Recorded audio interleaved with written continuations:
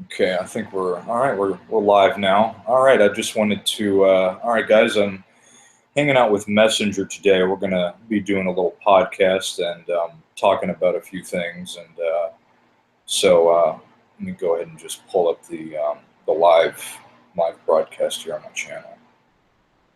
But yeah, Messenger, I appreciate you coming on.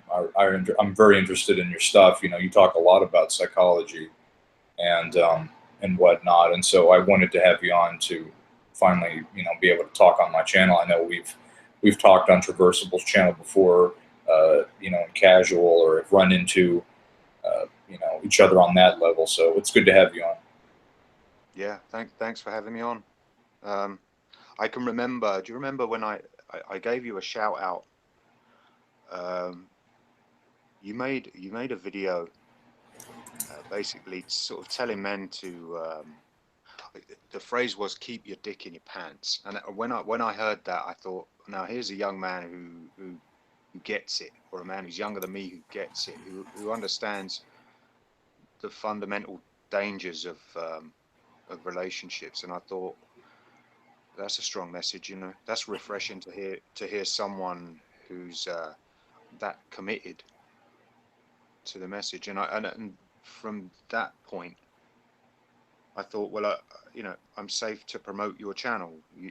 You had strong beliefs, and it wasn't as if you were gonna sort of do a 180 and shut your channel down. And I remember another video you made, and you talked about how exhausting the process was.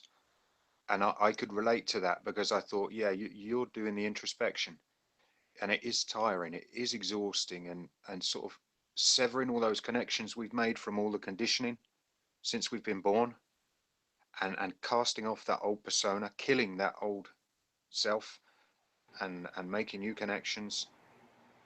I mean, it is a biological sort of happening in the brain, and it Yeah. makes us exhausted. I slept a lot for about a year. I would sleep at every opportunity because I was tired. And when you said you were exhausted, I thought, yeah, you're going through the same thing. There's someone else who actually is implementing the information and making changes in their life. So yeah, as far as I can see, you're one of the few who isn't just talking about it. You're actually, Yeah. living. It definitely is exhausting. I mean, I'm still I'm still exhausted. I mean, I wake up today, I just have no energy, because Yeah, when you when you do as much deep introspection, looking at your own psychology, trying to figure out and deprogram yourself from what you were born into, learning and behaving, and what the school system taught you to think with one side of your brain and not the other. When for me, I was always able to break that uh, type of programming, so to speak. And when you do that, you're definitely, I can't remember if this was a saying or not, but when you go against the grain, it ain't going to be easy. And when you go against the grain of society, what maybe friendships or other individuals, um, you know, think about you or whatever, that's exhausting. And you're definitely going to be a lone wolf type of person if you're going to do it the right way. And yeah, most people, I mentioned this before, but if all the entertainment went away today, there would probably be a spike in suicide because, you know, people I think have to have that entertainment because of the fact that they don't look at themselves. They don't look at the deep rooted psychological issues that lie within us. And so what they do is they go on, the TV, and they watch the reality shows because vicariously, they want to live out that kind of lifestyle because they know in their own psychology they can't achieve of a certain level of whatever it is in their own mind. And so I think that if all that went away, people they wouldn't know what to do with themselves. And being a MGTOW monk for me, I mentioned this in a video. I said, um, what the reason why I went MGTOW monk, or why I'm into this philosophy, is because I know that my time here is very limited. We die every single day, whether yeah, what we breathe in the air, what we put in our bodies, all of these things in conglomeration with each other are killing us every day. And if you're lucky, you'll live to be maybe 70 if you're lucky. And that is if you don't get into some horrific car accident that leaves you disabled or mangled or brain or mentally challenged for some reason. And I realized that, and I said, you know what? I don't have time anymore to be wasting with people who either don't want to know more about life, want to know what's going on here, why are we here, what makes us tick, what are we doing, and why are we doing the things that we do. And so I decided that I would make a very early choice early on in my life that I would become a minimalist. I wouldn't spend money I didn't have for things I didn't want or didn't need. Doesn't mean you can't have nice things. It just means don't spend money you don't have. I wouldn't get married. I'm not going to have kids because you save money and you don't have to put up with the headaches.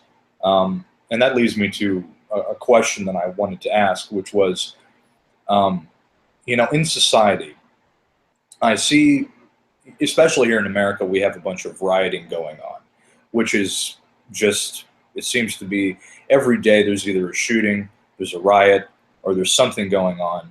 And in my opinion, there's an agenda behind it because it isn't for naught. These people are mainly young kids.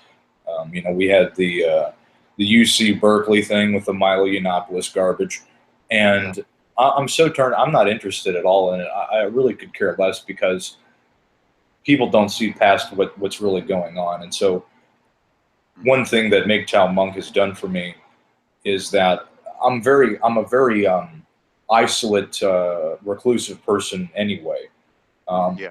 because I see that people are most people have low IQ, and so the things that we usually talk about, most people are not going to understand it. So there's no point in trying to explain it to most people. What do you think about that? Yeah, I think that you know, trying to help people is kind of a double-edged sword. Yeah, it is frustrating, and I think once you realize that a lot of people can grasp a concept and they will agree with you and they will seem to understand, and then you watch them go away and do exactly the opposite, and that is frustrating. And then what you find is you actually are drawn into repeating yourself, as if you think, well, didn't I explain it properly? Didn't they hear? And if you've got their best wishes at heart, you're warning them. You're saying to someone, this could potentially happen, or I've seen this happen to a lot of people, so it would be safer for you not to do that. Oh yeah, yeah, now I understand. And you get that reaction a lot, and then they go and do it anyway, and you think, now I don't understand that. And that's quite frustrating, and you'll expend a lot of your energy and a lot of your time repeating the message to the point where you think the only way these people will ever learn is to experience it. So to touch on the points you made, I mean, you've got to be a strong individual to not bow to peer pressure, especially when you're young at school. When school is a place where kids have to fit in, or otherwise they may get bullied or excluded.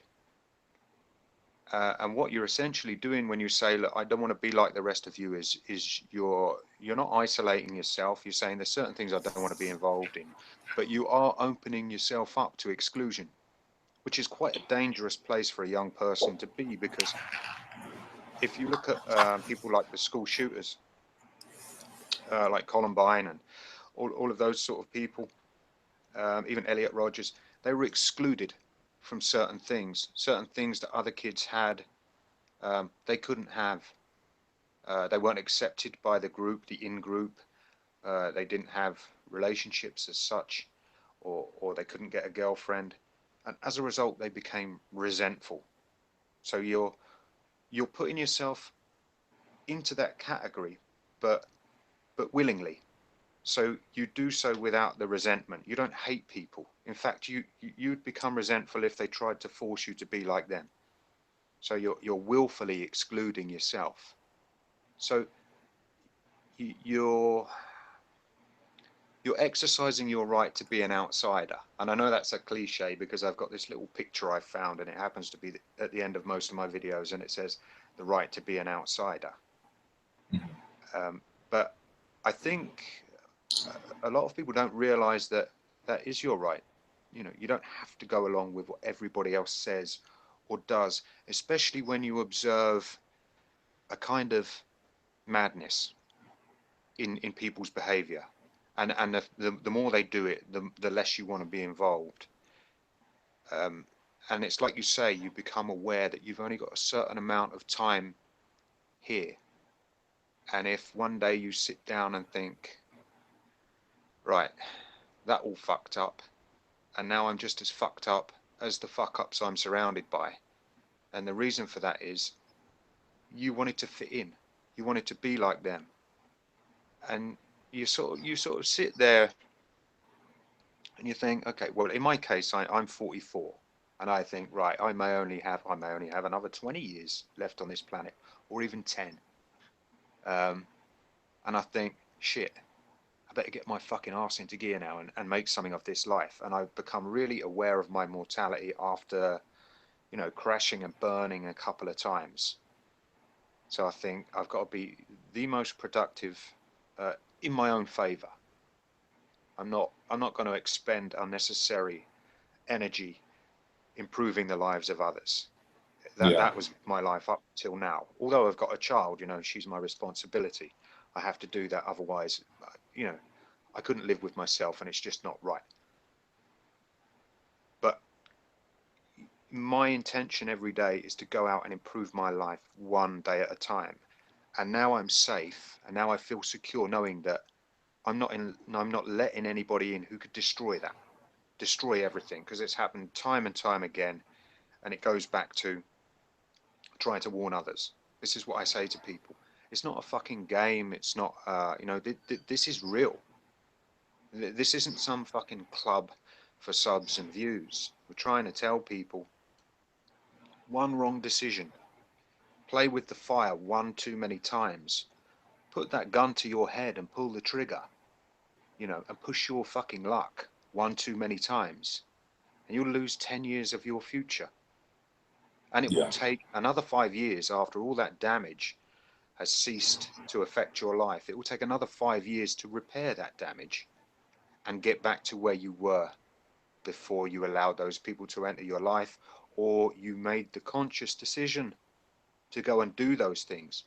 And the frustrating thing is people are doing that with the knowledge. They know the risks, and somehow it creates this false confidence where people say, well, I'm red pill now, I'm MGTOW, you know, I know female nature, I understand them, so I'm going to go out and pump and dump as many as I can.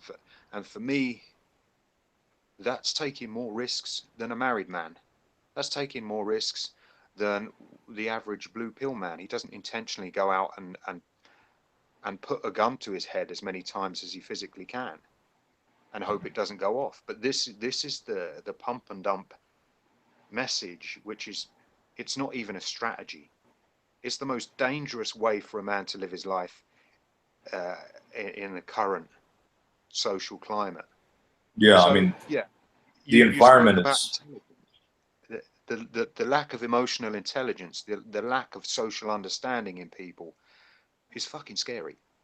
Oh yeah, I mean the environment, especially here in the United States, the environment. I mean, my gosh, people are so mentally ill.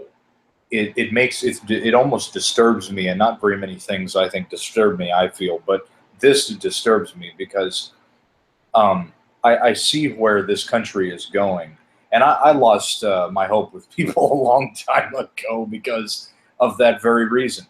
We have things here where we have TV shows that promote fat women to go out there and promote unhealthy living. We have an insane group of individuals that are rioting. We have complete chaos, it seems, and it's a slow building. The knob on the stove is being turned up a little bit every day, and before people know it, it's the boiling of the frog thing. You know, you do it slowly so that people don't realize they're being boiled alive. And so when I look out in public, I try to avoid too many people because I start to get I see too much now. I know too much, I guess. And when you know too much, it becomes hard for most people to go about in a society that you seem like you're ill, but when you look out at people, you look at them as being crazy. And so I think here we have just a complete mental insanity ward running around. We have mental illness being normalized, like feminism, being obese, and having a TV reality show about it. And what's disturbing is we see people going along with it by the droves. And when you see that, it's just like, holy crap! I'm really going to have to start making some contingency plans because this ain't going to last. And that's why I've gotten into things like learning about survival, learning about prepping, because a society cannot sustain itself in any regard when you have this kind of stuff being normalized, when you have mental illness being run rampant, like we had the inauguration, we had a bunch of women, the whole women's march, and we had this celebrity, whatever stupid name is, she went out there and she was just like, yeah, I'm a nasty woman, and whoa, period blood. And I just looked at that and I said to myself, we're done. We're done. It's over. It is completely over. Because when that is allowed to be broadcasted on national television in this country, we were done a long time ago. And so we're living on I think here in the United States, I think the clock has been now set on a timer. And whoever can realize that clock is being set on a timer, you got a very limited amount of time to realize what's going on, get your stuff together, and figure out what you're going to do for the long haul. Because marriage has failed, dating is a complete disaster.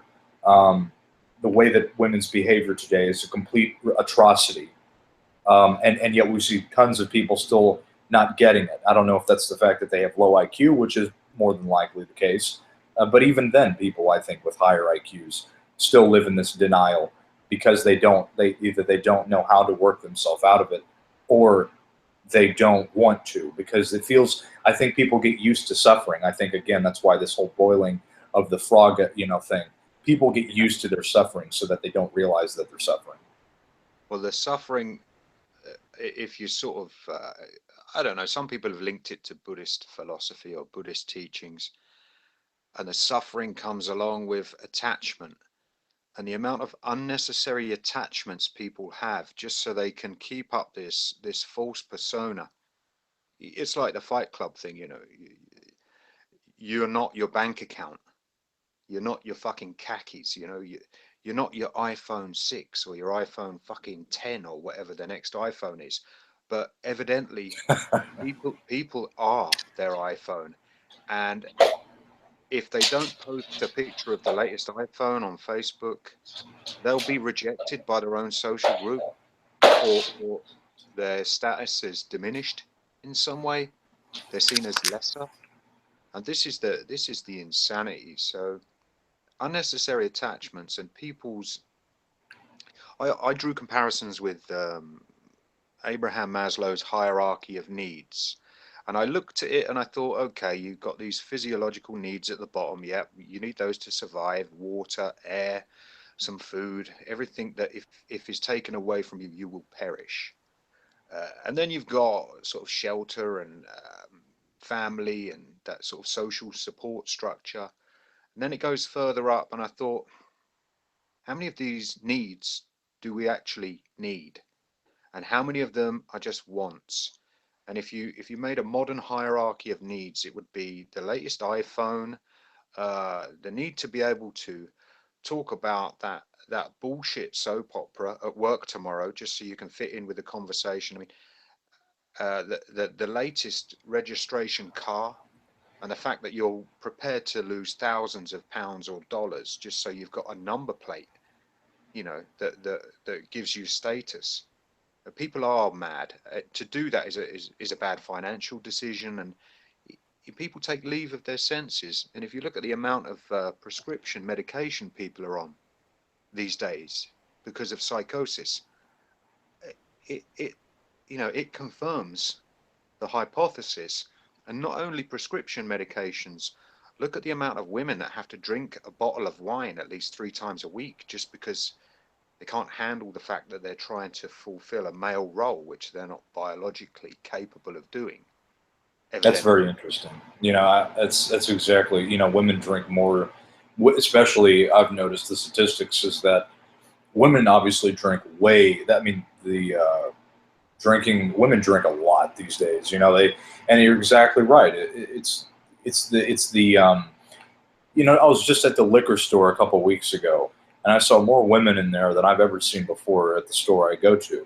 And that's exactly what I thought when I was in there. I said, "Oh my gosh, this," because I knew about the stuff that because of MGTOW and psychology. I said these women are in here getting bottles of wine and liquor because they're trying to be somebody they're not, and they're failing miserably at it because they're living a lie. And I looked at all these people. I said, "My gosh." And I just had I just had a weird moment for a second while I was in the store. I had to stop and I said, "This is our culture. We're living in a culture, especially here in America, consumerism, where people will buy a mini mansion that costs way more money than most people here can ever afford, and they will pay down payments on the house until they have nothing left." Just in my neighborhood, somebody just bought a house in my neighborhood and the house was on the market for $350,000. And I thought to myself, what on earth? What do they do for a living that allows them to be able to afford a house that expensive? Maybe they have a good job. Whatever. That's fine for them. But why is it that people will go so far out of their way to do that? And it's all about consumerism. It's a status symbol. The car companies know that you're not Yeah, buying a car, you're buying a status symbol. The BMW, the Mercedes, all the luxury cars. I look at people on the street here that drive, Range Rovers, and I said, that's $150,000+ car. That's car cost as much as a house. And I can't. I think it was Aaron Clary that said this, but he said that when he was working in banking, he said that 90% of the people that he came into his office working at the bank, only 90% of them could never afford those cars. And most of the people that you see driving on the road can't afford those cars. They're either leasing them or they're in a bunch of debt. They're up to their eyeballs in debt, but they yeah, want to have that car because they know when they drive down the road and that little purple reflection on the windshield wiper that Range Rovers have, that shows status because it shows that you're part of the club. And I look at people and I said, man, people that think that those people are making money and they feel like they're not doing well, they're being lied to on a level that they can't understand. And so I have managed to escape and realize what it really is about. But you're exactly right. It's status. It's about showing off. It's about saying I'm doing well when I'm really not. And that's why this country is going to absolute pot. yeah. And it's the same here, you know, and it is about wants. People don't need those things. And you notice people in poorer countries are happier. They've still got the same things. They've still got a car that gets them about and a house to live in and that sort of stuff, but without all of the stress and pressure. And it's almost like Japanese culture where they tried to sell it to the Japanese men. You know, you have to work a 14-hour, 16-hour day. The more you work, the more of a man you are. You know, and ultimately they rejected it. Maybe that's where we're going. You know, people are stressed to fuck, and they're on prescription meds or they're self-medicating with alcohol and that sort of stuff, and they're all strung out.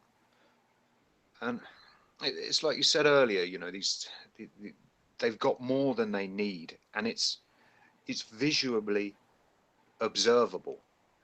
I actually went out for breakfast this morning because I needed some peace. My neighbor was actually making a noise, so I was trying to read, and I thought, right, I bought this. This isn't happening. Go and get a cup of coffee and something to eat. So I sat there this morning, and I started drinking my coffee, and a big fat woman pulled up in a huge BMW, and I thought, well, you know, you make assumptions, and you're probably right in those assumptions. I looked and I thought, right, she hasn't paid for that car. She sucked a lot of dicks to be driving that car because she's big and fat and, you know, she doesn't look like a pleasant person. She's got a permanent scowl etched on her face, which probably means she's stamped her feet and sulked a lot to get the things she's got in life. Yeah. And then the woman brought out a huge bag of food. And I looked and I thought, that's why you're fat. And you don't need all of that. You just want all of that. And it actually turned my stomach to the point where I had to pull my car forward so I couldn't see her in my peripheral vision, because it's like you say, we see it everywhere, excess, and people uh, elevating themselves above others with things they don't need, just so that they're, with all of their insecurities, they can look down on people and say, look at my big car, you know, look Yeah. how much more I am than you. And most of it is ill-gotten through manipulation or deception. A lot of it is um, it's almost undeserved, Yeah. because they haven't got these things honestly. They haven't worked hard for them. You know, maybe I'm wrong. Maybe I made assumptions, but you know, you see it a lot, and I just couldn't stand to look at it. So Yeah. these I these mean, yeah. she didn't. The thing was, she didn't look happy, and I thought, with all of these fucking things, you still can't be happy. So it's obviously not working, and I was just content to sit there and just be left alone in my car that works, that you know, would be an embarrassment to someone like her. uh, Yeah. and I just thought, yeah, I've successfully unplugged from the matrix, and the last thing I would want in my life is to be like her or these men you say, or these people driving around in the Range Rovers that they can't afford. That's a failure to me. Yeah. I agree. When you, I think I've reached a point that um, I've worked, and like we've mentioned before, it's exhausting deprogramming yourself. And I kind of got a head start from an early age, and I'm very grateful and humble that I'm able to see past the status and the facade, because of people that I've run into YouTube and have learned from. And when I see that on the street, I just think to myself, like, wow, that person's probably not being honest. They probably are showing off. And like most people that drive these fancy cars, because I mean, you look at people that drive like a Porsche, or Porsche Panamera. I love cars. I think they're great pieces of engineering, but a Yeah. Porsche Panamera is $100,000 car. A Maserati is 100. A Ferrari is 300,000. And I think to myself, you know, what on earth do these people think they're doing? You know, with such a car, because when I look at the people in the car, I think to myself, okay, and it's funny because you mentioned that woman that pulled up in that BMW. Most of the people that I see in those cars are terribly unhappy. I'm not saying you got to go with a big grin on your face and you're driving a car, but most of them are fat. They're unhappy when they get out of the car, and they go into a store, and I follow them into the store. I look at them and I think, what do you do for a living? You know, and how did you get that car? Really, how did you do that? What did you have to do? What kind of lies did you have to tell? How many people did you scam over to get that vehicle so that you could drive it around the street and pay $900 to get the oil changed on that thing?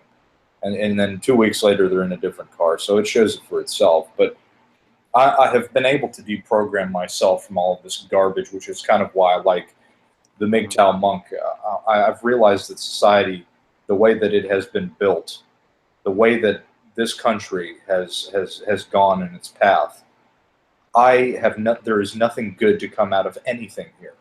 There is nothing for me here. It's all lies. It's all bullcrap. It's status, and it is complete joke. It's a joke, and that's why I made this video. Why it was called "Why You Should Avoid the Masses," because, and I said that all the masses are nothing but trying to get a bunch of people together so they can all be let off the cliff at the exact same time, and that's exactly what it is. That's why people, you know, masses are something you should avoid together. I think because they don't know where they're going. They're being led. They're not leading, and When you look at things like the elevator experiment, when people in an elevator, they get all in an elevator and they face, when you get in an elevator, you turn around and you face the door. Well, they did it so that people were facing, like right when you walk in, they face the wall.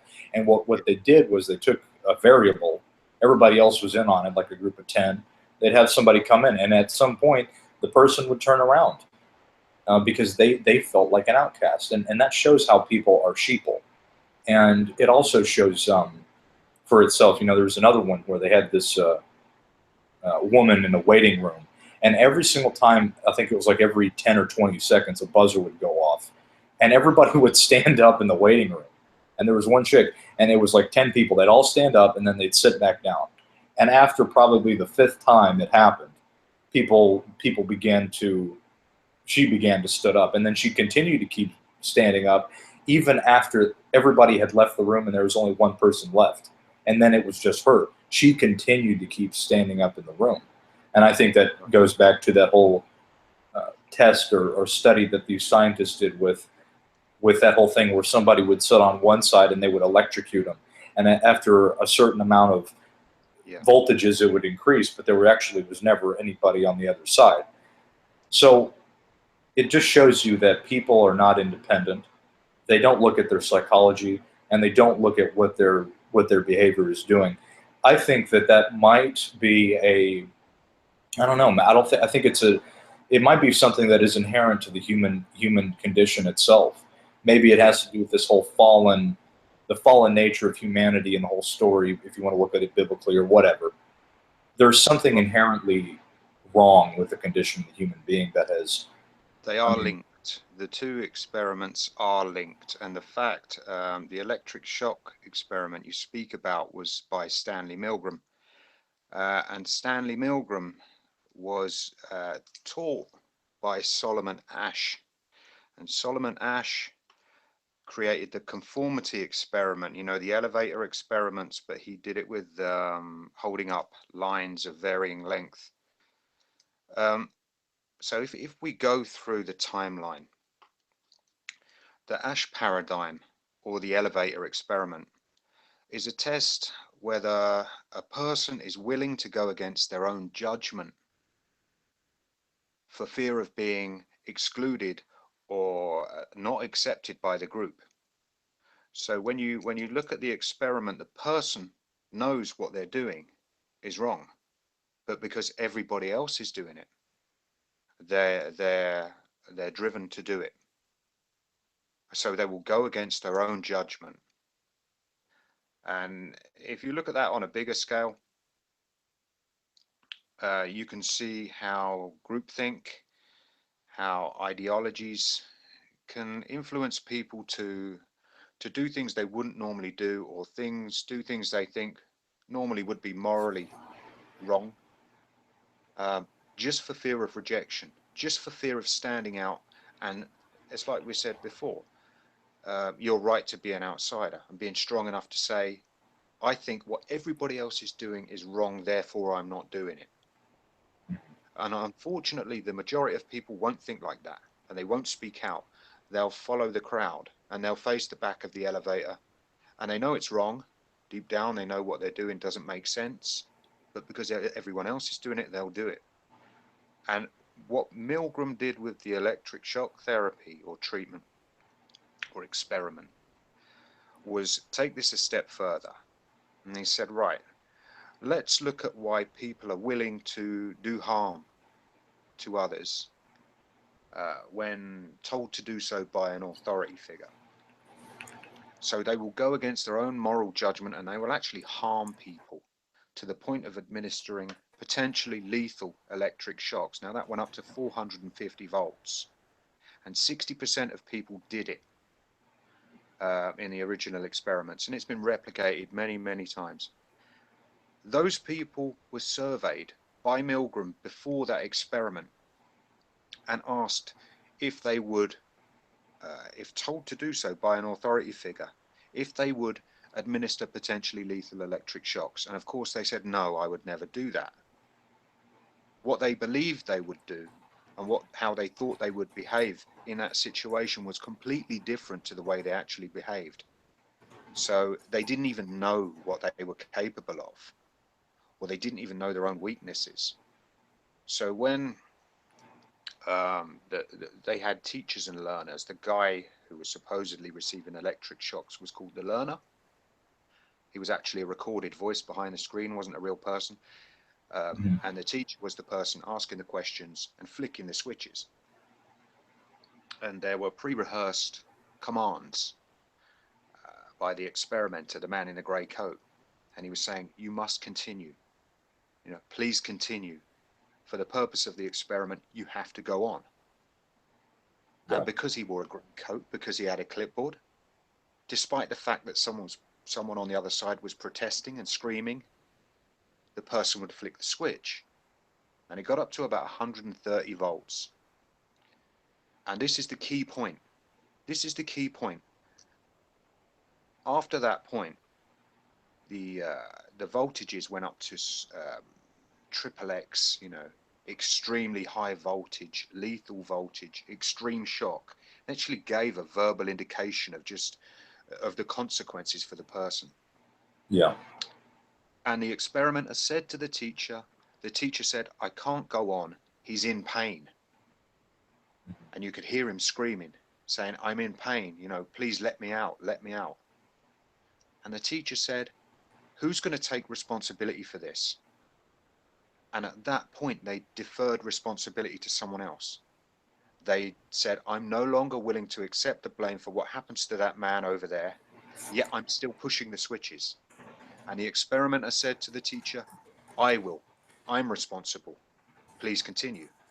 At that point, the person continued, flicking the switches, believing there would be no consequences for them. Now, that's the crucial thing. Although they were actually carrying out the orders and they were physically administering the shocks, they believed they were no longer responsible. They no longer had to feel blame or remorse after the act, and they would go up to the full 450 volts because they were told to do so. And it explains the goings on in Nazi Germany. It's also closely linked to the Stanford Prison Experiment, where people are given sort of power and control without responsibility. And once they've deferred or diffused their responsibility, they will carry out acts that they don't think they're capable of. They will go beyond, and they will harm people, and they will kill people and destroy lives because, you know, they don't have to carry it on their conscience. They didn't do it. And you watch them. If you actually watch the experiment after they've said who's going to take responsibility for this, they actually touch the button lightly, or they pre-warn the person. They say, I'm sorry, but I'm going to have to. And all of these things are like, they're trying to con themselves that it's not them actually doing it. If I just quickly flick that switch, then I didn't flick it as hard as before, you know, I didn't really mean to electrocute that person. But the fact of the matter is, they did. And the only person accountable for their behavior is them, because ultimately they chose to do that. And the people who stopped the experiment before they got to the lethal 450 volts, the people who stopped were the ones that said, I'm not comfortable with this. And the experimenter said to them, you have no choice. At that command, it registered with them, I actually do have a choice. And the only person responsible for deciding to flip that switch and kill that person is me. And they said, I do have a choice, and I'm not going to continue. Those were the few. But even so, they did a replication of that experiment. And this goes back to the Asch paradigm, the elevator experiment. This is where the two are linked. When they put the ones who would have stopped, when the ones who decided they had a choice and they chose not to, when they put them in a room with a compliant other, someone else who was flicking those switches and killing someone, they would do it because they saw somebody It's else. interesting. It's interesting. Like, why did you do that? Well, they were all doing it. And that's where people take leave of their senses, and you know, they follow the herd, and they go against their own morality, and they do things they don't think they're capable of. Those experiments are all interlinked, and they follow that timeline. It's interesting. I'm looking at the comments right now on on the live thing. We got Shining in, so hi to Shining. He said, I jump in, but my head is spinning, so I hope you get well, Shining. But I had somebody say something about the police. It says here, you think, this is from New World Order Soldier, he says, you think using RoboCops and soldiers is going to be better solution? Come on, buddy, pull your head out of the sand. But it made me think about something else when we were talking about the electronic shock thing. What I see with the police department is very much the same thing, it seems, because the police here in the United States are basically militarized, and you know it all kind of just synced to me just a second ago. That's why we have such it's a good psychology explanation, if you will, for what we see a lot going on with the police, is because when they know they're doing something that is harmful to an individual, they're just following orders, and that's exactly the correlation with what I think you said it was the Milgram experiment. Exactly. With that, because they're willing to do whatever they're told, and that's how we're able to have such a chaotic state of laws and affairs in this country, is because of that very specific reason. And people don't know this stuff. People don't care to know this stuff. People have been so dumbed down that they don't want to look at the side effects. Why is it that people think, oh, it's politics and people are out of control? No, it's the psychology of what happens when you manipulate a person's behavior.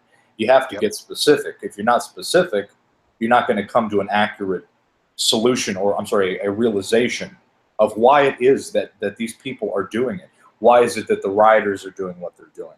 Why is it that politics is doing what it's doing? It's the Milgram experiment. Yeah, obedience, conformity, two really powerful driving forces in group behavior, in social behavior. People need to conform, and to avoid exclusion from the group. They will do what everybody else is doing, even though it goes against their own morals, their own moral beliefs. And if you look at I mean, the phrase you used, that's my job, or I'm just doing my job, in regard to police officers, that's their role, even though they could shoot an unarmed man. What happens is it becomes normalized. So with people causing harm to others, if we take the example of Adolf Eichmann. So Eichmann was put on trial for war crimes, all of that sort of stuff. And without going into the Nazi stuff and the death camps, when he was on trial, people sort of made the observation how normal he appeared. They waited for him to come into the courtroom, and they expected to see a monster, a facially scarred monster who looked like he was the devil incarnate. But this regular looking guy strolled in, and that's where the term the banality of evil comes from, because it was just normal to him. Yeah, that was my job. My job was to kill women, children. My job was to innovate and find more economical ways of killing large numbers of people. What's wrong with that? I was just following orders. And that's where it comes from, I was just following orders. And they've diffused responsibility. I didn't do it. I was told to do it. Yeah, I'm not to blame. Why are you making me feel bad? Why do I have to have this on my conscience? It was just my job. And that's what's happening with a lot of people, and they're not seeing the suffering they cause, and they're not being punished for it. They're not being held accountable, which means other people can see it going on and saying, well, it's not wrong, else he'd have been held accountable. He'd have been put in prison. And if he's not been put in prison or punished or arrested and convicted or been tried for it, then I can do it. It becomes normalized. Yeah. Yeah, I think, it's interesting because the Milgram experiment can tie into every facet of society that we see today, with marketing, with how they sell things. I thought specifically with marketing because when you take the Milgram experiment and you apply it to, let's say, for example, trying to sell a product, well, first of all, let's say, for example, it's all about, status. Corporations have psychology departments in their headquarters because they know how this stuff works. And if, let's say, for example, we're trying to sell the new Mercedes Benz, we know that if we put in leather seats, and also if we add a whole bunch of little gadgets and things on there, we can make our money by replacing the little heated sensor that is on the windshield wipers that defrost the windshield instead of actually having to turn the thing on. We'll make a whole bunch of money with that because people will spend the money because they want to maintain the status symbol. And so if we can get the red leather seats in the car and have a leather Alcantara steering wheel with a racetrack red stitching, we know that that will come across to people that want to buy the car. Is okay, I'm in a sports car. And not only is that, it's a Mercedes. And when I pull into a parking lot and park my car and everybody else takes their carts when they go out of the grocery store or whatever, and they see that little red stitching, they see the Alcantara, if they know what they're looking at, and they see, more importantly, that it's a Mercedes, they'll think in their heads that, the marketing does itself at that point, because they know, okay, that person's probably a high status earner. I want to see who gets in that car. They're probably wearing some kind of fancy clothes. But what I find fascinating is how people will look at things like that, and they'll want to see who drives the car. They'll want to think, what do they do for a living? Because I want to have that car.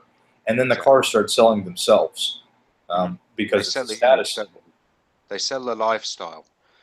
If you look at marketing as far as psychology is involved, they have a thing called evaluative conditioning.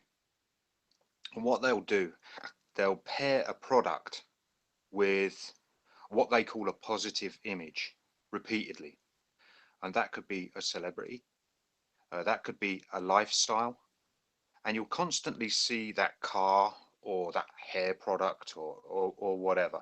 You'll constantly see that paired with something that people want. They call it a positive image, but we would look at that as, something that the sheep would like. But they constantly pair it with it. And people think, okay, so if I want to be perceived as being successful, I need that car because it's got that successful celebrity always driving it, or he endorses it, you know? And people relate these things because they're constantly seeing these products, these vehicles, uh, in the hands of people that we're all supposed to aspire to be like. In the UK, it's professional footballers. I mean, I don't see professional footballers as someone to aspire to be like. But a lot of young men here, they would buy. Well, here's something I read. This regards the female mind and women. When uh, either of the prince's girlfriends or a famous celebrity on TV buys a new dress, that dress sells out within 20 minutes. And they've even got a time scale. It's like an incremental scale of different celebrities. I think the highest on the list is the prince's wife, Kate. Whenever she buys a new dress, that sells out in 20 minutes. Another celebrity, when she buys a new dress, that sells out in 45 minutes. And there are people actually watching to see what they wear. So they can go and buy that dress, and for that day, they can be that person, or somehow have that lifestyle. And that's Yeah. evaluative conditioning. That's people pairing images of a lifestyle with a product. How fucking insane is that? If I buy that product or buy into that persona, therefore I am in some way like that person or worth as much as that person. And I actually believe people will perceive them to be as successful or as glamorous or as attractive, if that's how they gauge attractiveness. They actually think people are going to look at them, and they probably do. The insane people in the world probably do. It's like we're saying about cars. We look at the guy in the Range Rover. Oh, fuck me! That you perceive him as being rich and successful. That Range Rover, he might have finance up to his fucking eyeballs, and that car's going to get towed next week. But for that day, he's successful and rich to anyone who observes him driving down the street. So yeah, they'll sell a lifestyle. They'll sell people something that's out of their reach, and people will buy it even if they can't afford It's it. so interesting.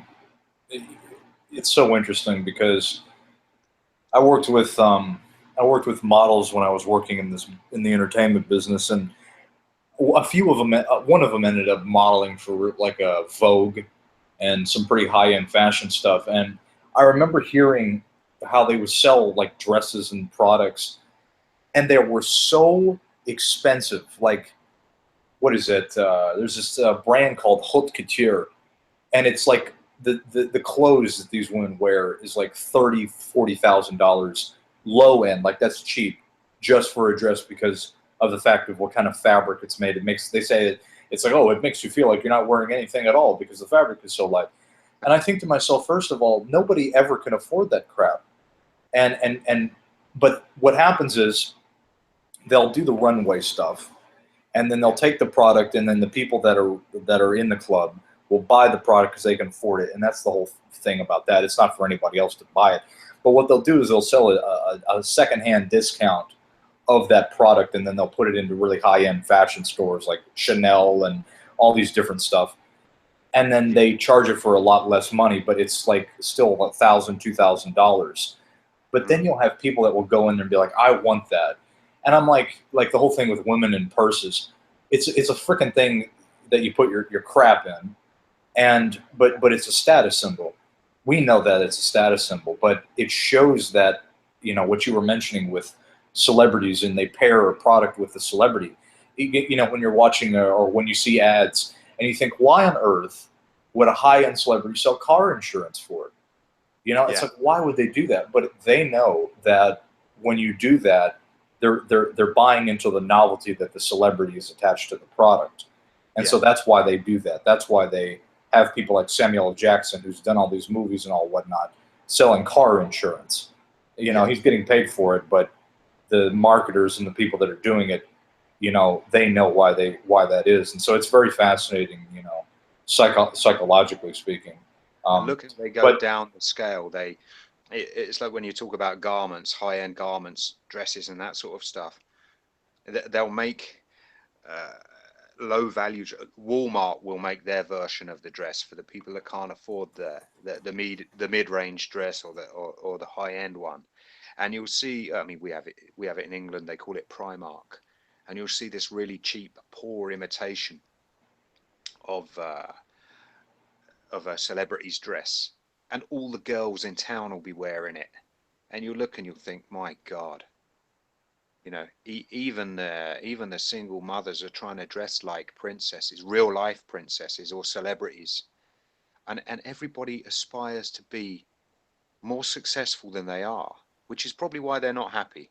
They're always wanting more things that are out of their reach, and they feel like they failed. Oh, look how unsuccessful I am. I can't have that Ferrari. I can't have that fucking designer garment. And you look at them and you think, do you fucking need that? Why are you not happy with the clothes you're wearing? Why are you not happy with the house you live in? If you're not happy with that, you're never going to be happy. You're always going to want more. And you're always going to suffer because you're attached to these meaningless things. And when they're gone, when they break, when someone steals it, your life is over. Because you are your fucking iPhone, you know. That is an extension of their self, rather than them looking inward and saying, "Who am I really?" You know, they think it makes you wonder. It makes you wonder, you know, with that kind of mentality and people's psychology. You know what? It's once you start to realize this kind of stuff, and you're able to go out in society and in public and see all of these different things that motivate people to do certain things. And you know, you pull up at the stoplight and you see someone in a nice car, and you look at them, and you're like, you probably can't afford that car, and you probably have done some pretty crazy shit. I mean, like, I look at women, I see more women driving nice cars than men, and I just think to myself, you know, I'm like, you know what, that chick probably had to suck a lot of dick. She probably had to do a lot of manipulation to get that car.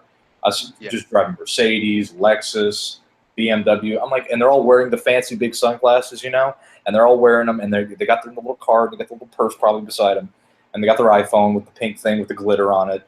And I'm just like, man, I'm so tired of this crap. And I've taken the approach now to say, and going back to MGTOW Monk for a second, I look at all this stuff going on because I understand the psychology behind it, and I look to myself, and this leads me to my second thing I wanted to bring up, which was when we look at men going their own way, MGTOW, and just the whole thing.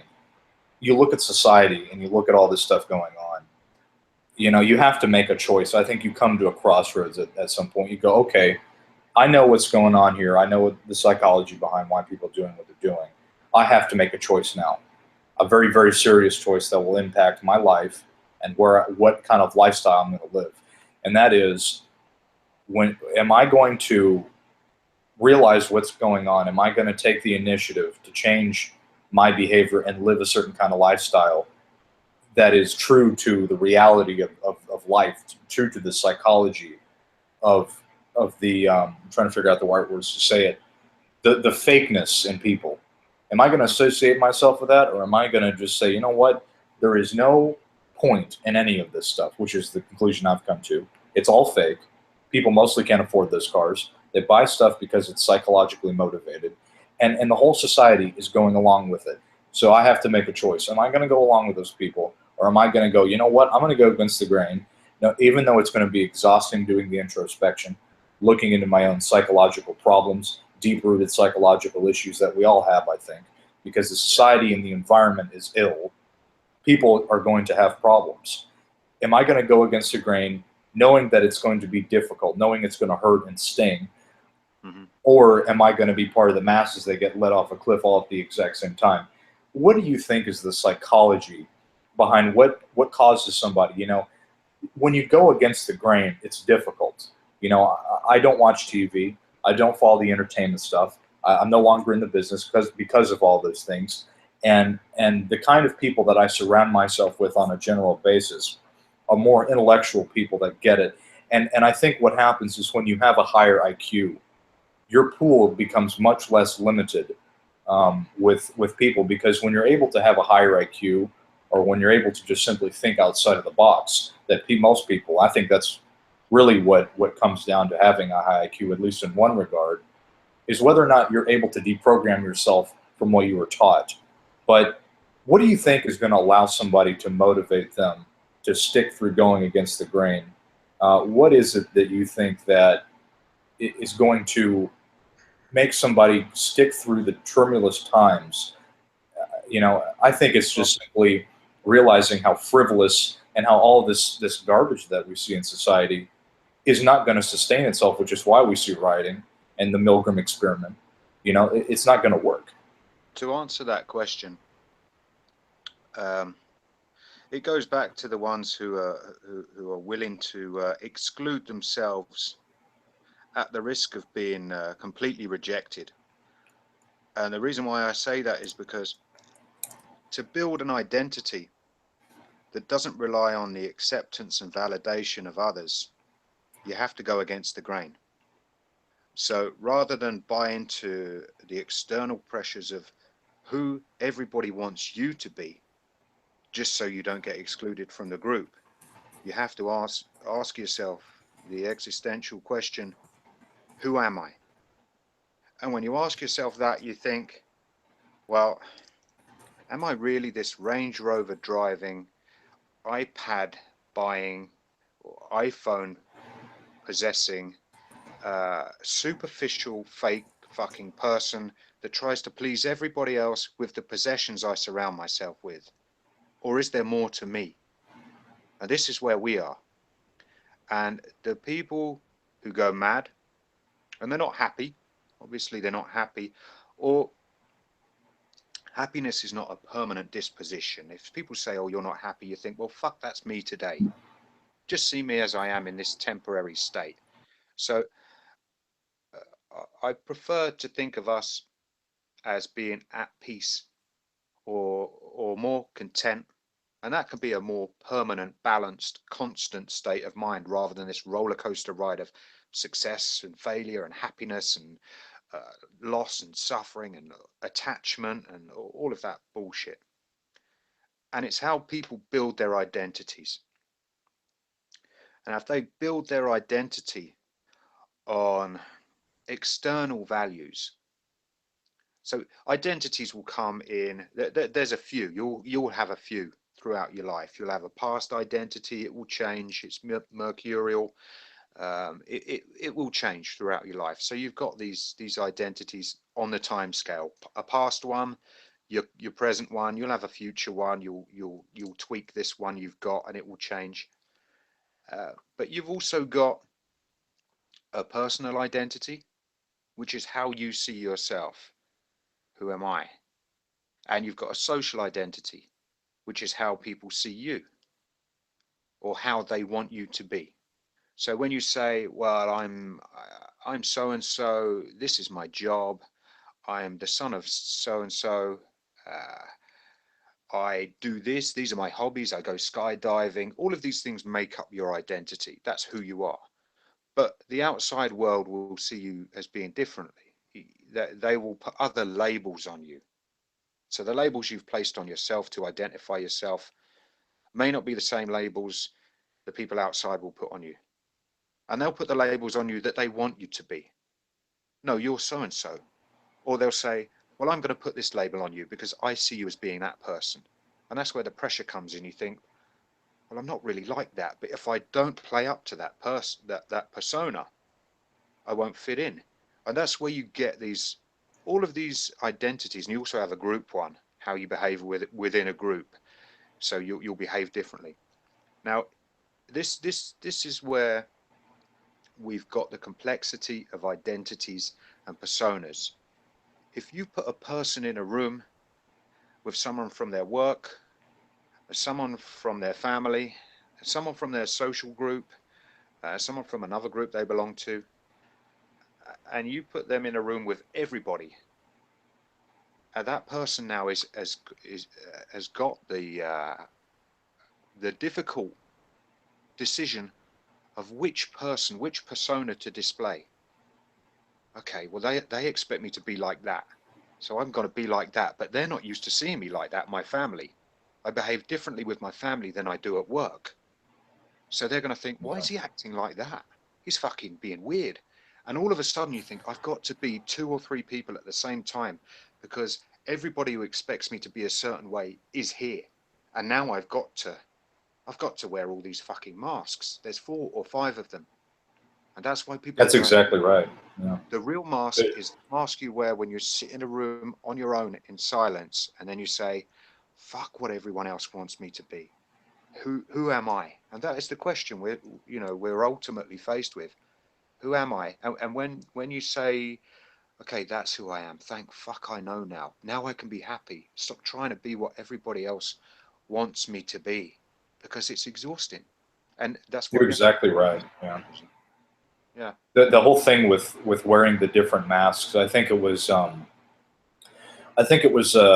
mentioned in some kind of samurai Japanese quote or saying that a person wears up to 3 or 4 masks. They wear the one they wear in public, the one they present to their family, and then the one that there actually are. And all those 3 different masks are different personalities. And then you start getting into multiple personality problems, I think, when you allow this stuff to become ingrained into your psyche. And when you see this a lot with women too. They probably have more than 3. They probably have 10. And you wonder why they start having these psychological problems. They start to develop like a lot of the models. I remember there's this one model. She was on antidepressants, and because of and now that I look back on it, I know why. It wasn't necessarily for the fact that she was trying to present herself a certain way and that it was difficult to present that image. It was because she was having, I think I started to see multiple personality problems, because that when you put on faces in public to your family, to clients, to work, and then the one that you wear that yourself, when you start to allow all that to become yourself, you're running the risk of developing multiple personality disorder, psychosis, schizophrenia, and you wonder why you see women today in such a psychological mess. And that leads to the second thing, which is, as a man, you have to realize that you have to be educated on this stuff. You have to know about these psychological things. And I think that's other reason why I wanted to have you on, because you touch upon the psychological aspects and the psychology of people. is such an important education that people have to understand as to why people do the things that they do. When you involve yourself with people that are wearing all those different masks all at the same time, you're going to harm yourself, because you're going to be dealing with multiple personalities, and that is just, you don't have the time for that. You know, like we've mentioned before earlier in the chat, you have a very limited amount of time here on Earth. You know, and that's if you don't get injured or something. You don't have the time to put up with people's own psychological issues. You have taken the time to learn about your own psychological things that make you tick. And when you know that, you're able to navigate the chaos. You're able to walk in a field of landmines and know where they are. And so I think that's why a lot of women, I think, just wanted to say that when people wear those different faces, you'll go crazy. And you have to be observant and vigilant of those things in other people, or you'll find yourself in a situation one day where you'll be doing business with somebody, or you'll at work, and people will behave a certain way, and you will fall for the bait. You'll fall, and this is another thing I see a lot on YouTube, which is why, which I'll touch on this before the end of the chat, but the drama marketing and what I see people baiting for the attention and for the subscribers, like we were talking before off air. You'll fall for that stuff every single time, and you will destroy yourself by getting caught up in other people's masks that they're wearing. Yeah. Well, if we go back to Milgram's experiment, because there's a key issue there. The survey he did before the experiment that asked people how they think they would behave if they were put in that situation. And the fact that so many people didn't even know themselves or how they would behave, which is what we're seeing, that they don't understand what manipulations they're susceptible to. They don't understand the reasons why they behave in certain ways or think in certain ways. And the thought is the seed planted before the behavior. I mean, every action is preceded by a thought. And if you allow someone to manipulate or control your thinking, as a result, the things you say will be a consequence of the things you've been told to say, or the things you think you have to say to be accepted. And the way you behave is a consequence of the way you think, because you watch a certain TV program or you hang out with a certain group. It's like you say, these people who acquiesce to, okay, if we take YouTube as an example, views and subs, their message becomes distorted because they feel like they have to speak a certain way to fit in with other people who do that, to be accepted, to be seen as credible.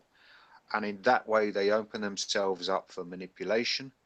Their message changes, and they tweak it slightly, ever so slightly, that it just sounds off. And when it sounds a little bit off, you can guarantee in a year, in 2 years' time, it will be a fucking mile off. Because they've allowed themselves to think differently. And it shows. It comes to the surface in the way they act and the way they speak. And we get an inkling of it. We think, whoa, there's something different, but I can't put my finger on it. And that initial perception is something we need to take notice of. It's there for a reason. And it goes back to everything we've ever learned or experienced. If we get an uneasy feeling about someone or something, and we think there's something not right there, 99% of the time we're right. And it's our past experiences saying that doesn't add up. You've seen something there, a piece of the puzzle that doesn't fit. You can't put your finger on it yet, but in time it will become evident. But you need to listen to that initial response, that initial uneasy feeling, because it's there for a reason. It's hard to explain. Yeah. But it's very much it's like trying to compose your whole psychology into a book and trying to read it. It seems, it's when you start to learn about your own psychology, it's like taking a trip through the abyss. It's because I think inherently human nature is fallen, or at least the psychological condition of people seems to be fallen or sick. Not as the fact that people are inherently cursed, but I think they are. I mean, they are because of the fact that the psychology is the way that it is, and why people are in a hive mind. It's hive mind. And the hive mind goes into, if you want to look at it from the perspective of,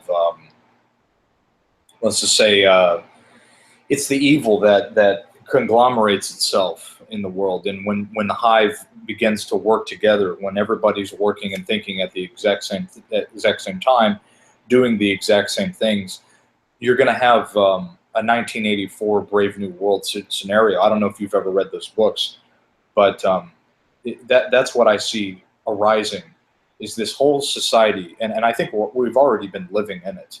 We have technology everywhere that monitors and watches and studies you for these markers to use more psychology and the Milgram experiment on the society to get them to all be together. And what I found was that when we see the whole thing with the writing and the feminism and the whole thing with the genders, it's segregating.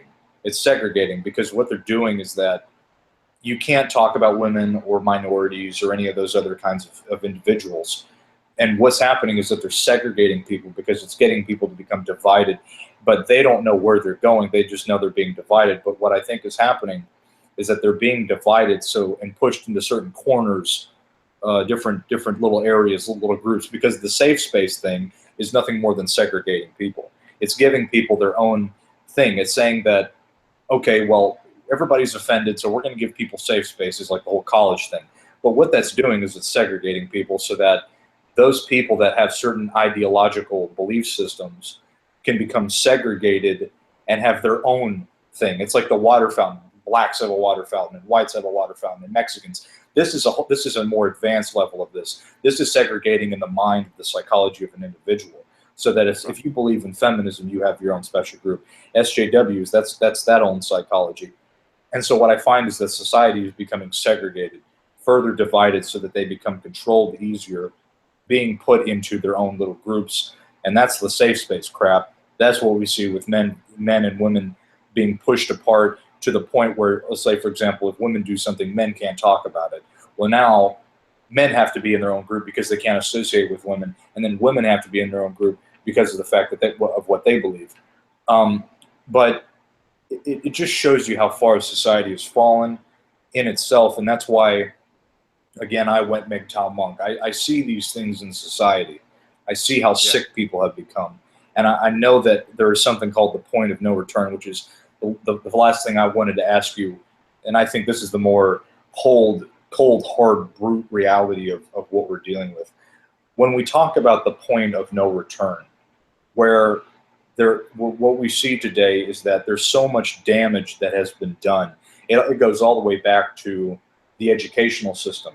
The education system here in the United States is very much what the communist style of education that was implemented. As a matter of fact, there's this woman, her name is Charlotte Iser, but she's an older woman, but she basically went on to talk about how what the United States Department of Education had done was taken the model for the communist style of stuff that they learned back in Russia and certain areas like China, North Korea, and they implemented that here. And that's why we see things like, well, kids have to have vaccinations in order to get into school. So now the health department is now involved.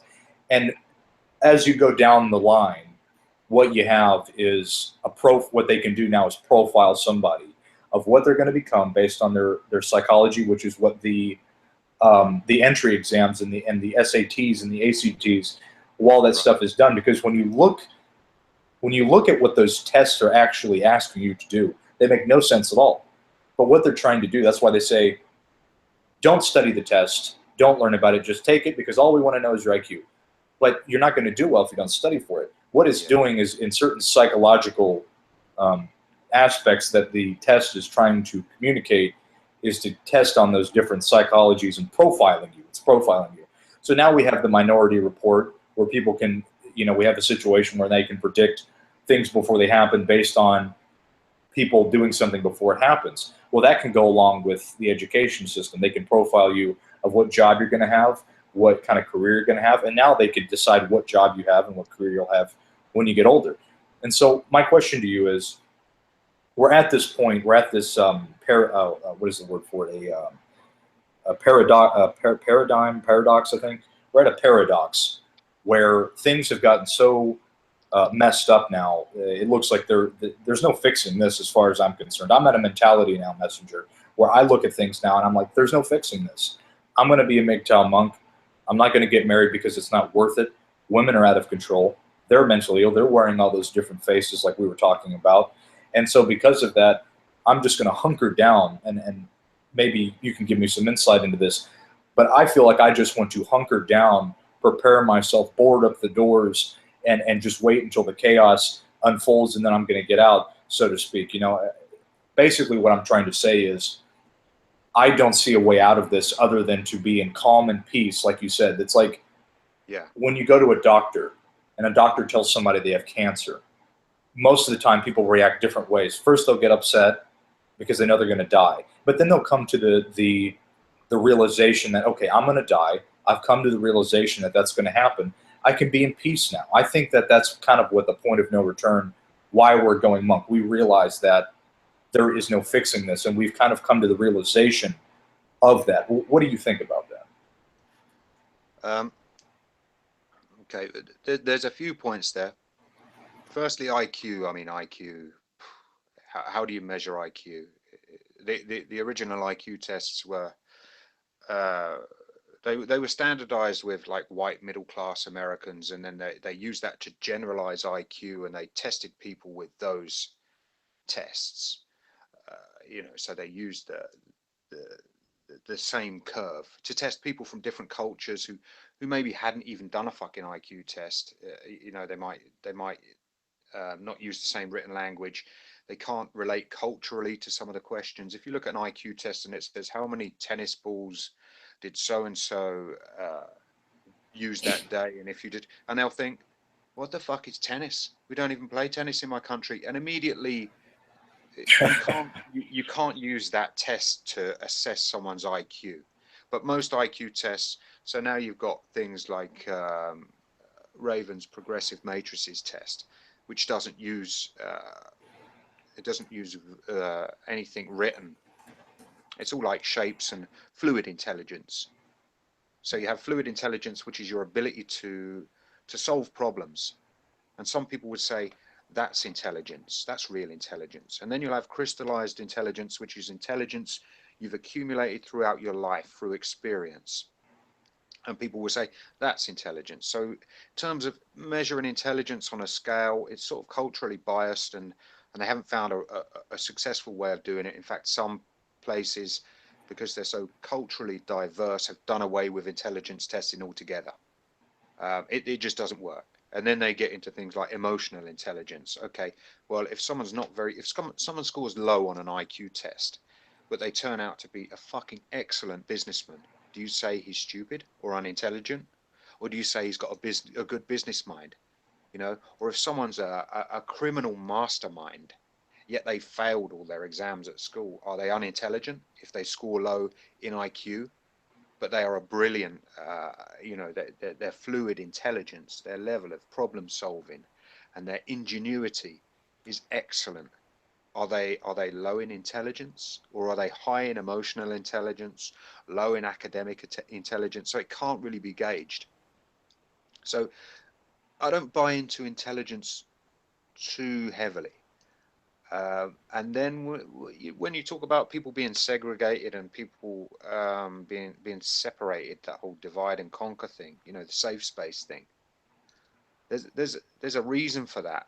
And that's a long conversation. I'll touch on it, but that's a long conversation for another day. When they segregate people, when they divide people because of differences, they create suspicion. People don't understand the other group, the others. There's a concept of othering, creating them over there.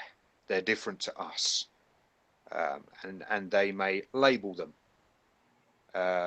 So they're the group who's been labeled, We don't need a label because we're normal, but we need to put a label on those people over there because they're different. So they create suspicion.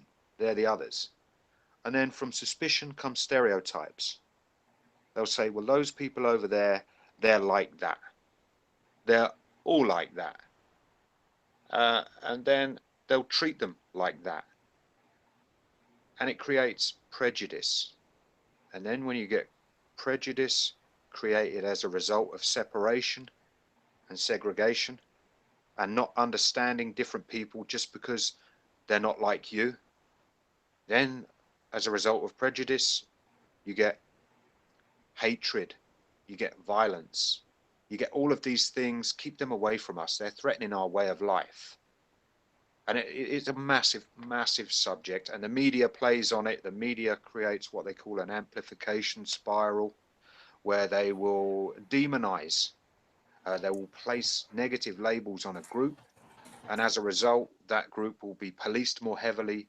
They will be punished in courts more heavily, because judges will say, oh, we've got one of those in here today. Let's give him a heavier sentence because we know what they're like from that group over there. And then that group becomes resentful. Why are we being treated this way? Why are the police always around? And people can buy into this however they want, or make whatever assumptions they want, in terms of race, religion, however they want to buy into it. Okay, that will be their assumption. That's not what I'm saying. What I'm saying here is that's how people behave. They're not like us. We don't trust them. We're going to create a label for them. They're the others. So if we disconnect ourselves from all this insanity and all this groupthink and the hive mind, and we don't want to be influenced by it, we don't want to be part of any group, we don't want to reject another group, or maybe we do, maybe we want to reject everyone. We end up in isolation, self-imposed isolation, to protect ourselves. And some people say it's fear. They say you're scared. Now, fear, I think, is fear of the unknown, and that's certainly not the case. Me personally, I'm not scared of anything. Nothing destroyed me. I'm still here. Therefore, if I have to experience those things again, I know what's coming. I'm not scared. I'm not scared of the family courts. I'm not scared of being fucking homeless. I'm not scared of prison. I've seen it. I've been there. I know what to expect. Second time round, I made a plan the first time. I'll just go through the same steps. I'm not scared. But fear aside, experience tells me if I've got any sense in my head, don't go back there. Don't repeat those behaviors that led you to find yourself in those places. And that's just experience. That's emotional intelligence. So when people throw accusations at the older men in MGTOW, especially, oh, you're scared, you're bitter, you fear women, you hate women. No, we don't fear any of it. We've lived through it. We've seen it. It didn't kill us. We didn't perish. We're not the broken men anymore. We're the survivors. We fucking survived it. We live to bear testimony to the things that can happen to men. But we just choose not to go back there. Surely that's common sense. How can you call that fear? Stupidity Right. would make a man go back there. So we choose, and this is getting to your question, the MGTOW monk question. We choose isolation, and we choose our own company. And a lot of people mistake boredom for peace and tranquility because they're not used to it. And once you've sat in that room for a year or 2 years, like you did yourself, and you exhaust yourself and you tear apart all those connections, and you look at why those connections were made, and you say, these connections don't work. This program is faulty. It doesn't serve me. In fact, it's sending me in the wrong direction. It's making me make bad decisions, all this conditioning and programming. Let me fucking rip this apart. And then you find yourself on your own in a room, and you look and you think, okay, now I've got this balance. There's no wants, no unnecessary wants, needs. There's no successes and failures, no highs and lows. You find this balance, and it's peace and tranquility. And I think people are sort of mistaking that for boredom because they're used to living in a crazy, fucked up world. Yeah. Some of them need that. Some of them need the drama, but I got tired of it. It would kill me. Yeah, It would me kill too. me if I went through that again. Yeah. Yeah. And very much what happens is just like I think once you go through that and you have that balance, you end up becoming, just like your avatar, you become the phoenix rising from the ashes. You become a transformed person. You become that phoenix that arose from the ashes to be reborn into a new thing. I study I study astrology, and so very much of what my sun represents is the phoenix rising from the ashes. It is the transformation, being reborn, going through those different phases over and over and over and over again. It's like when you I'm trying to figure out. It's like when you it's like when you update something. You're making it new. You're improving it, and that's very much what I think that symbol of the phoenix represents. You're rebuilding. You're improving, so that once you build it up to a point that it can let's say, for example, when you're making a plane or something, you have to put wheels, you have to put an engine to make it go, you have to add wheels to it to make it run. Once you add all the components together, you're able to take off, you're able to fly, and when you're in flight, you're then in bliss, so to speak. Yes. And so, yeah. Well, in order to be reborn, this is the hardest part. You have to kill your old self. All that time, all those years you've spent. This is why I think people find it hard. All those years you've spent, even though it's been conditioned by external influences, it's very hard to say that doesn't work anymore. I'm just going to fucking trash it. I'm going to throw the fucking whole thing away. It doesn't serve me anymore. It never did. Kill myself. Kill my old self and build a new self. Otherwise, you'll be stuck with this contradictory identity of trying to make your old self and your new self work. And then you're wearing two masks. Well, I don't want to kill the old self, so I'm too scared to make this leap of faith. I want to go back to the plantation. I still want some of those things that are available in the Matrix. I want to And be that's why, yeah. yeah, and that's why, the sign of Scorpio is symbolic of the death card, because that's exactly what you're doing. You're Yeah. destroying your old self so that you can become reborn as the phoenix rising from the ashes. All right, we're out of time here. I appreciate you for coming on, Messenger. I think this was a really, really good chat today, and also want to thank everybody for coming in on the chat, and everybody that came in. Shout out to everybody. Hope Shining's going to be. Hope he's doing well. He's saying he watched some video or whatever, and he had to go, I think, but. I appreciate you for coming on, and appreciate everybody else for coming on. So hope everybody has a good one. Anything else you want to say, Messenger? No, just thanks for having me, Element. Any time you want a conversation, you're one of the few. In my eyes, you're one of the few. Awesome. Well, I appreciate it, and we'll go ahead and stop the broadcast now. So thanks everybody for coming on.